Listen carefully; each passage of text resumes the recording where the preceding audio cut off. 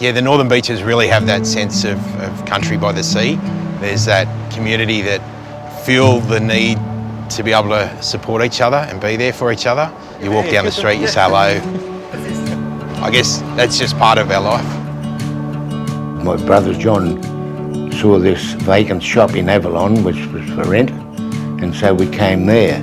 We'd built it up into a really flourishing small hardware business. They were into everything.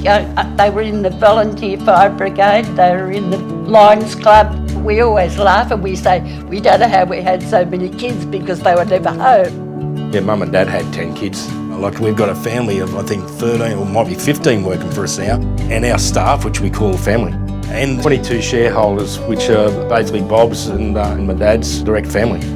I suppose the one thing that I remember Dad always saying was to treat people how you want to be treated. And the fact that, you know, don't ask someone else to do something that you wouldn't do yourself. As long as you're prepared to put the effort in and work hard enough, you will achieve what you want, and so that's what we've always done.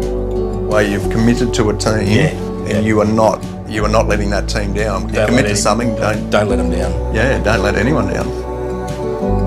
I suppose the whole team really don't do things by halves, do we? We just sort of put it in no matter what. Dad didn't live to see them into the new shop, but he'd be very proud of them.